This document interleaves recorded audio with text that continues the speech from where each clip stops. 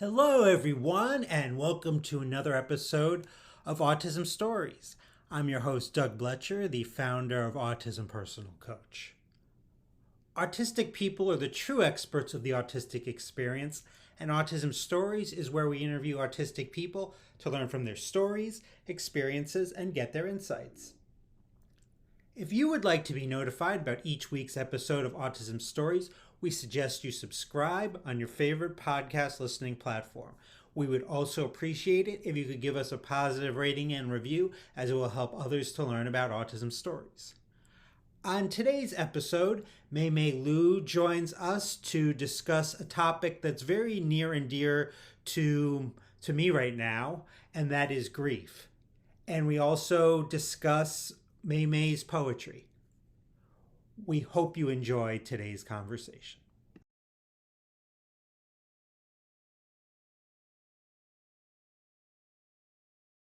MeiMei, thanks so much for joining me here on Autism Stories. I first learned about you through the autismandgrief.org website, as you were part of an award winning video that was created titled Grief is a Spectrum Too: Stories About Grief and Autism. Now, in that video, you talked about your grief, but also the grief of your mother when your father passed away.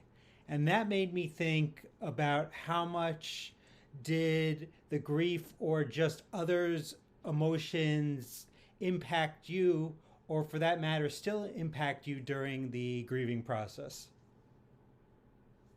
It is sad to admit that my mother's overwhelming grief in many ways did overshadow mine.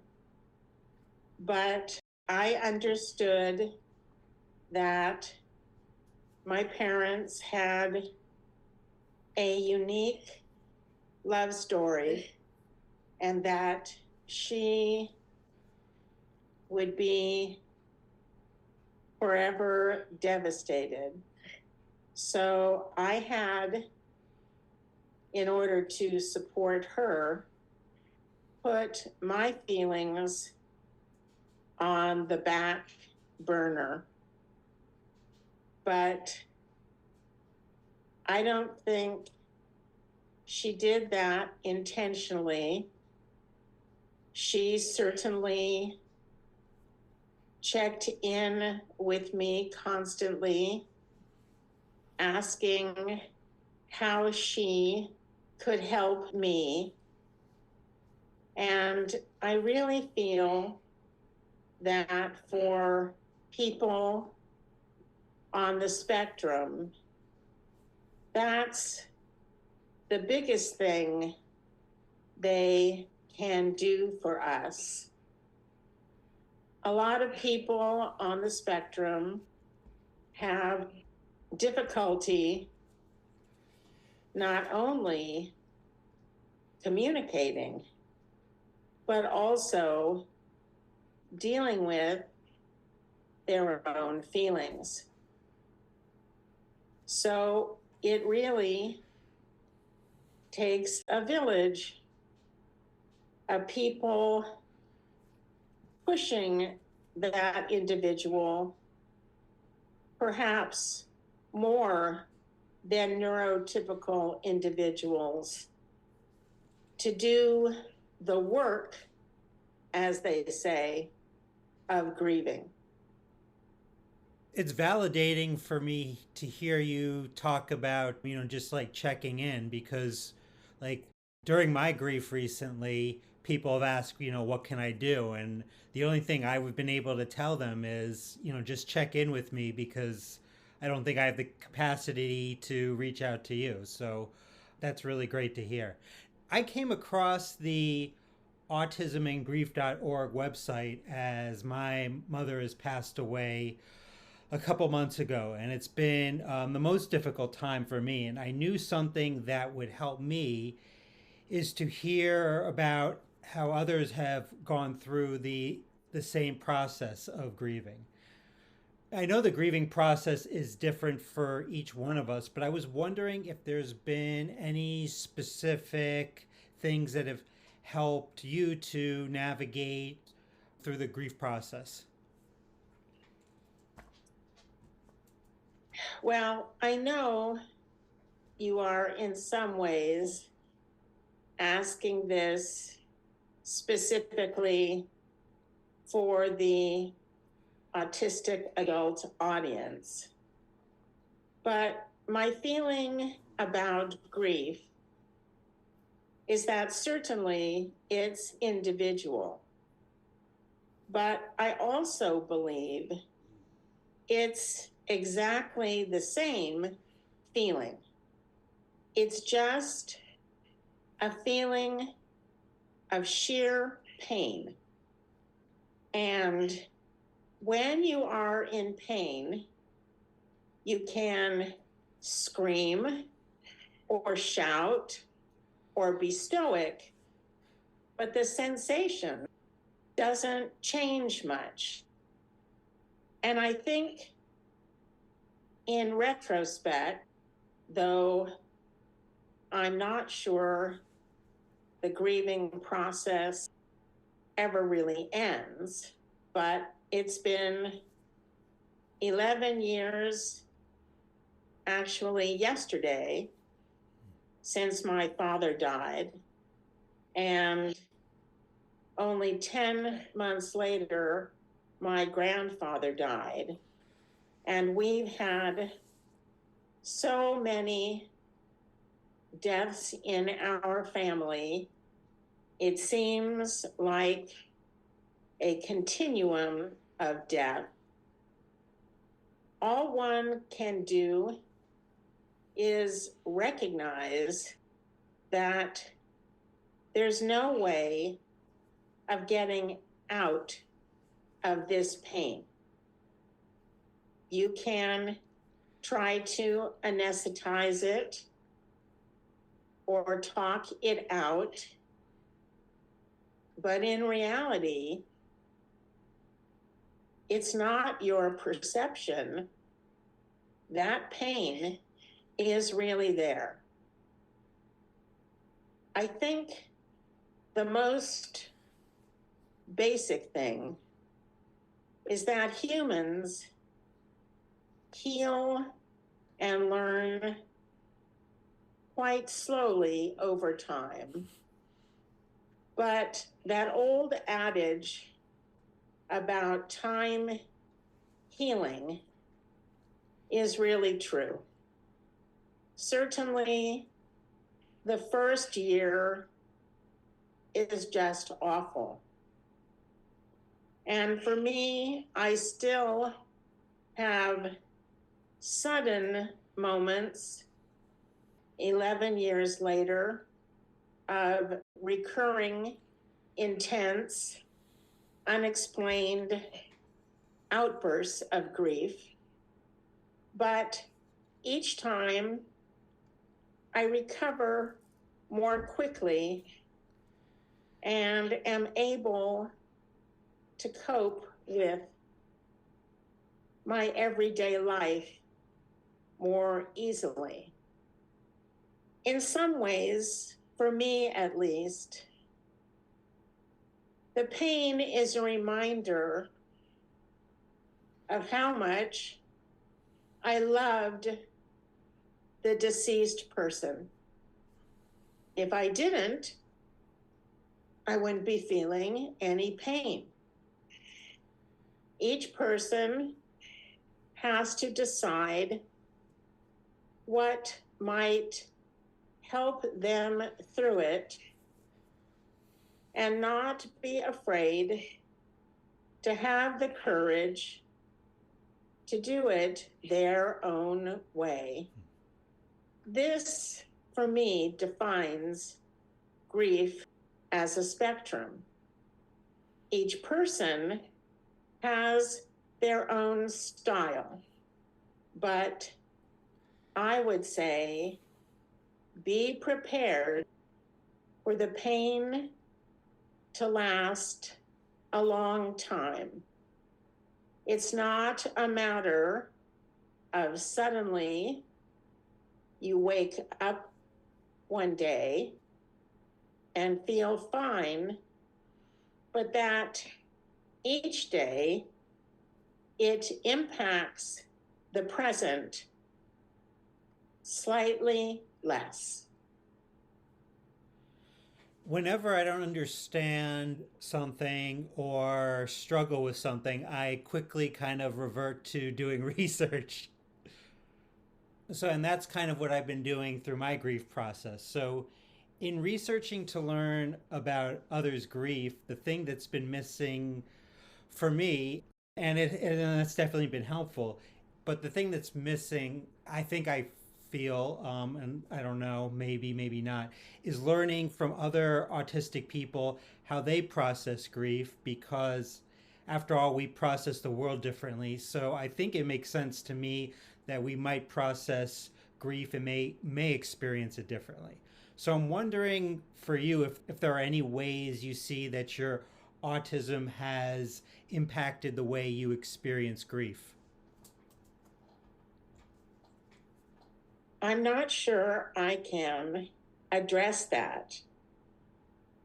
For me, I'm not sure how I perceive the world is different from neurotypical people because I'm not neurotypical. I'm just me. And whatever differences I may have, they are still the yardstick by which I measure the world.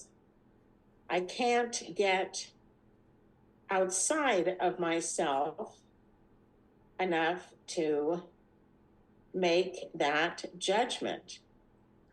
I would only say that every person, autistic or neurotypical, has the right to process whatever their perceptions are, including grief, in their own way.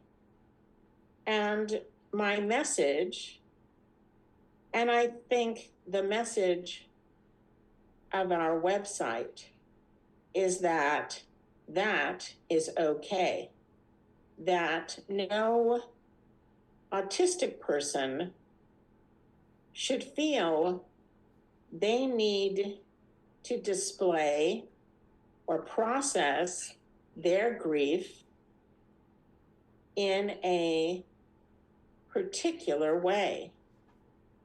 I think our little video, the animation, shows that some people eat or can't eat or listen to music or reminisce or just want to avoid. And I think that's highly individual.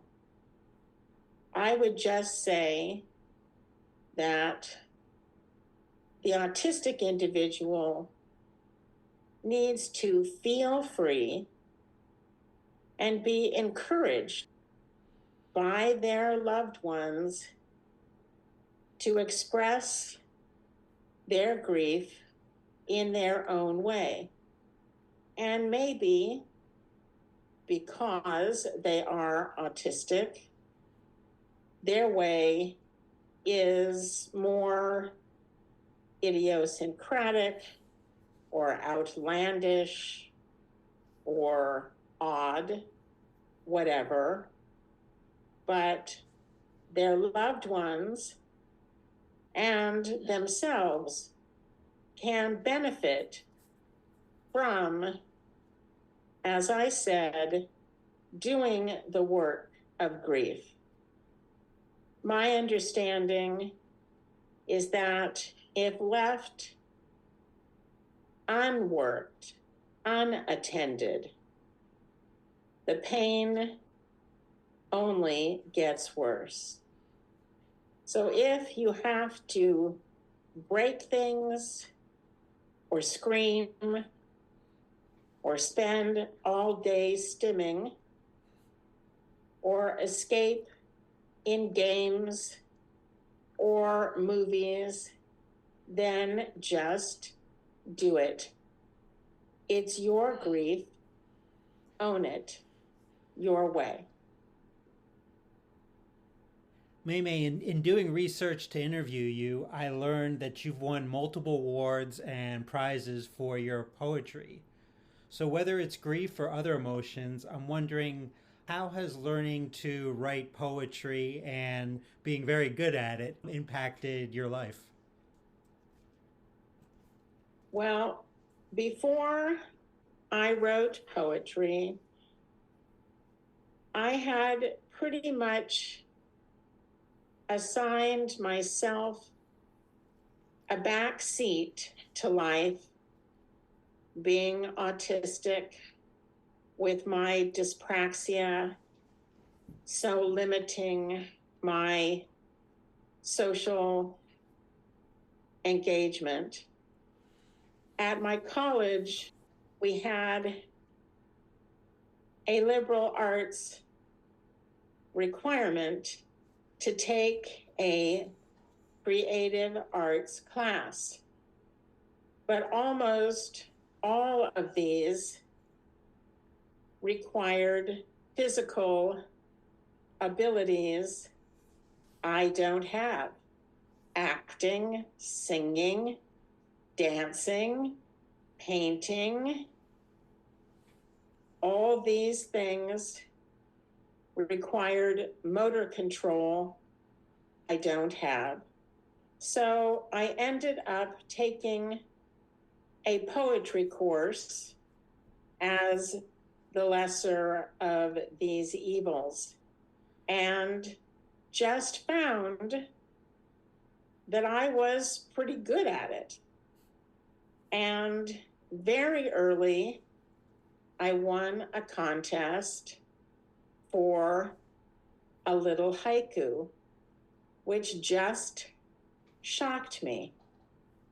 And suddenly, not only did I have a voice, but I had an audience. People who I never imagined would care what I might have to say, suddenly cared, and it totally uplifted my self-esteem and sense of personhood. And you wrote a poetry collection, Survival of the Fittest. And I don't know if this is an accurate assessment of your poetry, but it seems, at least to me, you do an amazing job of observing and describing what many would consider harsh realities of the world to allow your readers to see them. But at the same time, you don't make judgments on these realities and allow your readers to come to their own conclusions. Is this accurate? And if so, why is it important for you to give your readers the autonomy to make their own decisions? It certainly is intentional and accurate. Thank you. And the reason is that I'm not a journalist or writing an editorial. It's not my opinion that I'm trying to sell. Part of it is consciousness raising on social or ecological or political issues. But as an artist, my job is to communicate something which will stir something undefined in the viewer or reader. And then it's for them. Do they want to take action, or does it shift their thinking? That's how I perceive my job as an artist. And how can our listeners purchase your poetry collection, Survival of the Fittest? Actually, it's available on Amazon. And ironically, it's on sale right now. So people have no excuse that to purchase Survival of the Fittest. It's on sale. That's great. Exactly. Now, MeiMei, is there anything we haven't discussed that you would like to mention? Well, I would only like to add that the Autism and Grief Project created this wonderful online space for both autistic adults and their loved ones to deal with grief. It is a very complex site with so many referrals and references. Much of it is even in Spanish, and that those who are grieving really should take at least a quick look at it. We really wanted to reach out, and I have to say that there were only two of us really who were on the committee creating the website who do identify as autistic. But the neurotypical members really bowed to our concerns, and that was so important. So please avail yourself of the information there. Absolutely. And I would also encourage people to visit the autismandgrief.org website. There's a lot of great information. And I'm thankful for the website because I got an opportunity to speak with you today, MeiMei. Thanks so much for joining me here on Autism Stories. Thank you so much. And I feel so privileged to have my opinions, be them about the grief issues or my artistic output, brought to the attention of a wider audience. Thank you, Doug. We always love hearing from you and would especially love to hear from you relating to this episode on how do you work through big emotions as an autistic person. Thanks so much to MeiMei for the conversation, and to learn about the Autism and Grief website, as well as MeiMei's poetry, please check out the links in the podcast description for this episode. Here at Autism Personal Coach, our clients are the experts, our coaches are the guides. The majority of supports for autistics are not helpful. They try to fix us, not support us. That's why many are confused when we say our clients are the experts, experts of their lived experience. Our clients are the experts for what has worked for them and about the things they need and want in their lives. Our coaches first listen to our clients and then ask thoughtful questions, offer resources, and strategize with our clients so they can get what they need to thrive. Would you want a guide in your life to coach you to get you the things you desire? If so, then visit autismpersonalcoach.com for more information.